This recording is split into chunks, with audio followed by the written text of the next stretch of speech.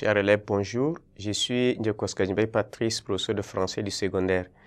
Bienvenue à notre leçon d'aujourd'hui qui porte sur La peste, une œuvre écrite par Albert Camus, qui vient comme deuxième œuvre illustrative donc, du thème 4, la condition humaine. Nous avons eu à la première séance donc étudié les soleils des indépendances d'Amadou Kourouma qui s'inscrit dans le thème 4, conditions humaines. Et nous venons aujourd'hui à deuxième œuvre, au niveau de deuxième œuvre, La peste qui illustre ça. Vous savez bien, La peste est une œuvre qui est écrite par Albert Camus. Nous avons eu déjà étudié Albert Camus, donc nous ne revenons pas aujourd'hui sur sa biographie. Au niveau du rôle de l'écrivain, discours de Suède, nous avons déjà parlé d'Albert Camus. Aujourd'hui, nous allons voir ce que nous allons voir ici, sa philosophie de l'absurde, qu'on va voir au niveau des thèmes. Et donc, La peste est une œuvre parue en 1947. C'est un roman sous forme d'une chronique. Chronique, vous savez, c'est une histoire qui est écrite donc en suivant l'ordre des temps, justement. C'est Camus lui-même qui a qualifié son œuvre-là de chronique. Voilà, donc c'est la chronique, notamment celle du docteur Rio, narrateur de l'œuvre. Donc, il retrace les événements qui se sont déroulés à Oran lors d'une épidémie de peste qui a amené donc les autorités à mettre la ville en quarantaine.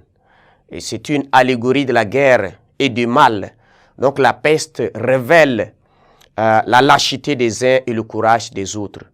Lucide sur la nature humaine, Camus n'en insiste pas moins sur les valeurs de solidarité et de générosité qui guident désormais les héros ordinaires des mondes sans Dieu. Et donc, on va voir la structure de l'œuvre, comment l'œuvre est structurée. Vous savez, l'œuvre est structurée en 5 parties. Nous avons 5 parties.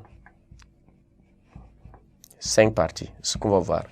La première partie, d'abord on voit la première partie ici. Voilà, c'est l'œuvre qui comprend en gros 127 pages. Voilà, c'est ça. 179 pages. Effectivement, ça. 179 pages. 79 pages. Voilà, c'est ça. Et la première partie commence à page 11 à 64. Page 11 à 64. Donc, ici, il parle de la naissance de l'épidémie. Naissance de l'épidémie. Voilà, donc de la peste. Voilà, c'est ça. Et la deuxième partie commence aussi des pages 67 à 151. Deuxième partie commence de 67 à 151. Voilà, c'est ça. Et 151. Et donc, cette page-là décrit le comportement des principaux personnages confrontés au fléau. Lorsque le fléau est arrivé, il y a un certain nombre de personnages qui ont réagi à leur manière. Donc, voilà cette deuxième partie-là. Pas ça. Et la troisième partie commence donc de page 155 à 170. 155 à 170. Et cette page-là, c'est la partie centrale de l'œuvre.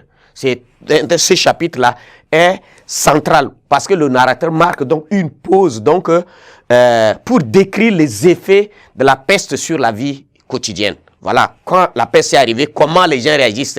Donc, il décrit ça, l'effet de la peste sur des personnes, ce qu'il va décrire.